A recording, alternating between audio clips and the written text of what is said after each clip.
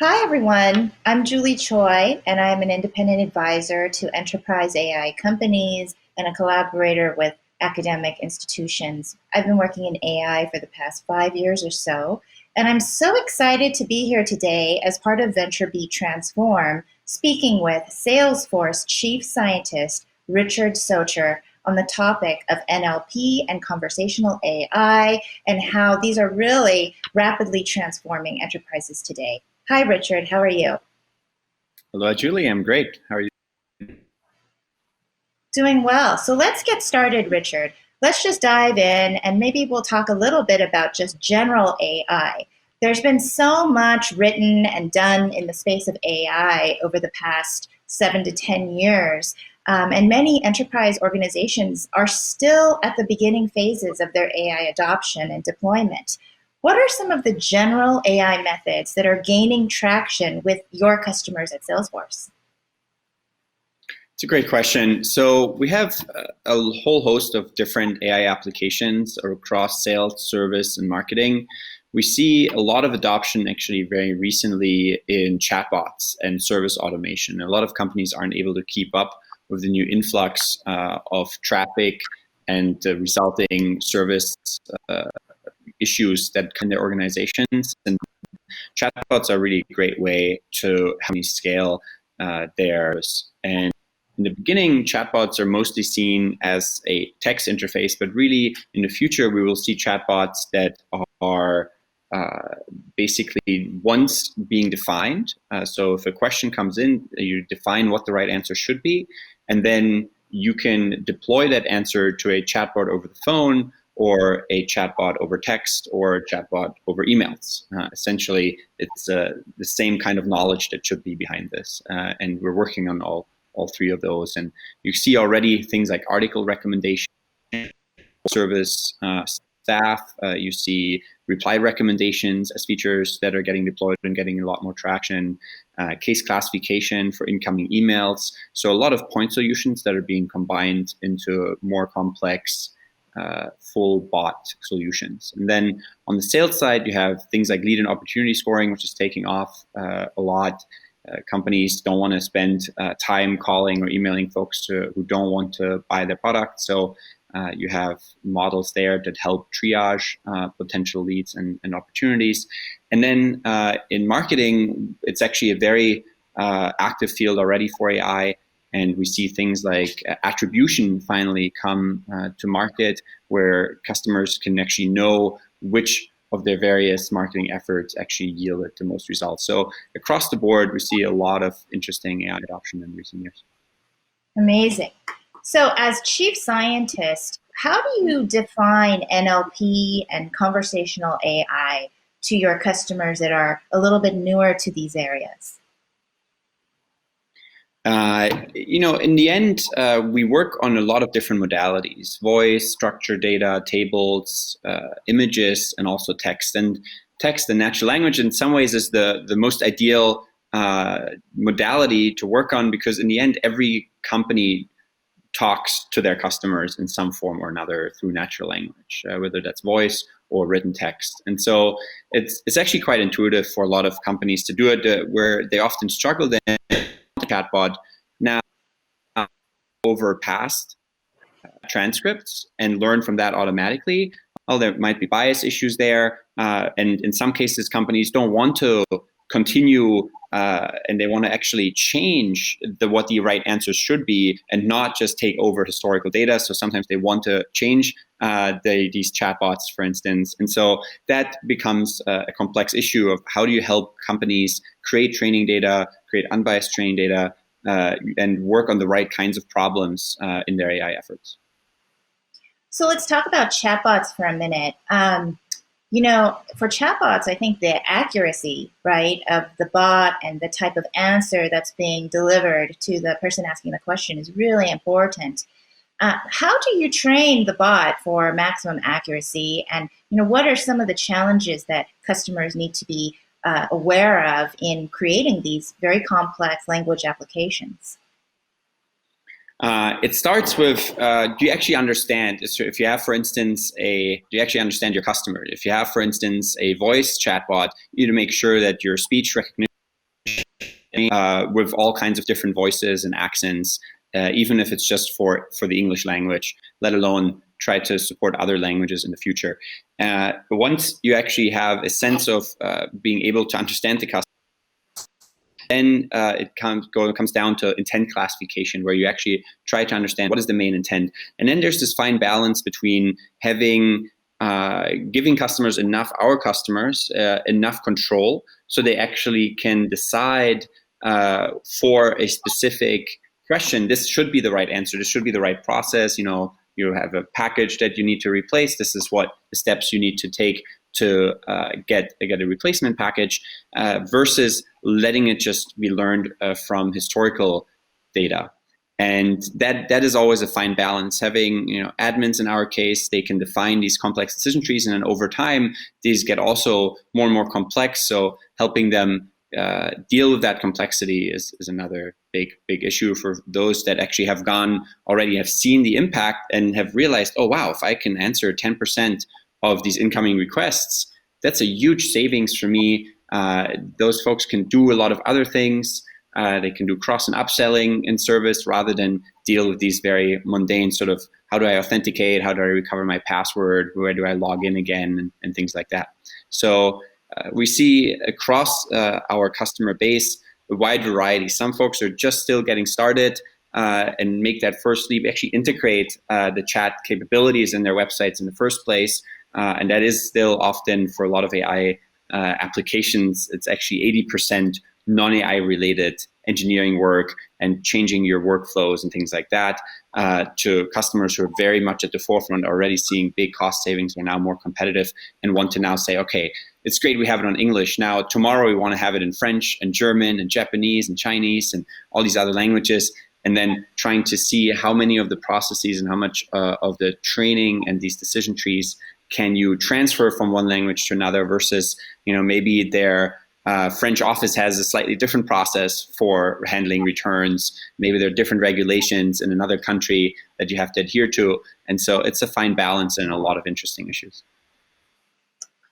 So it sounds like, the tools, NLP as a technology, are very important, but then there's quite a bit of human process, business process that also needs to be defined.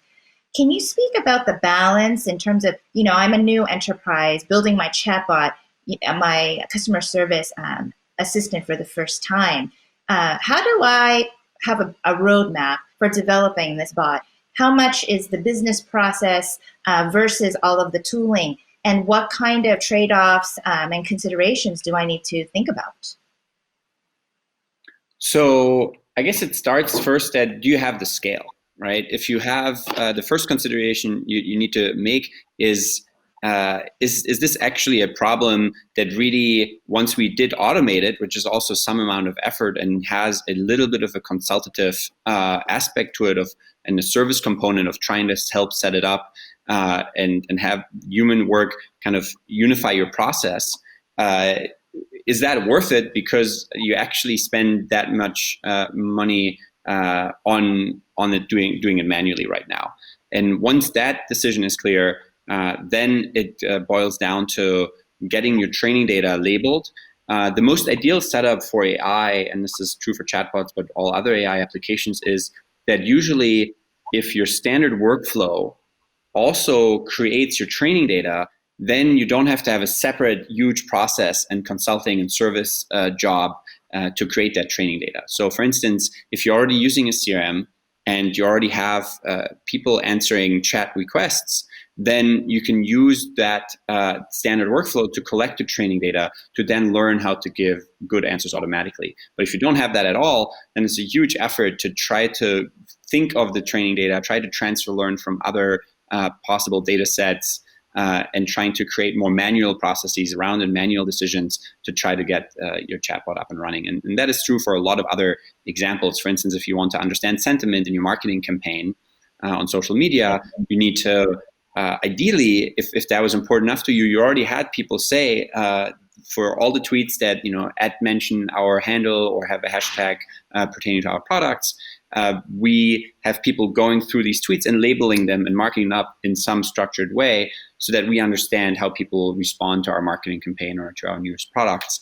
Now, it's very different if you don't have that. Then you have to actually go out, go on social media, collect training data, then label it, and then you can only benefit from it.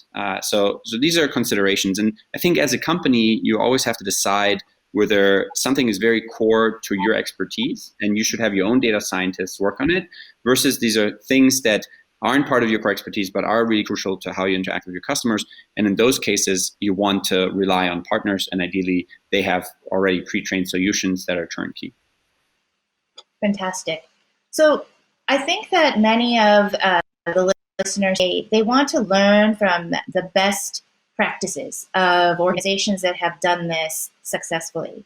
Do you think you could share kind of 3 of the best practices that you think are common across successful deployments of NLP and conversational AI?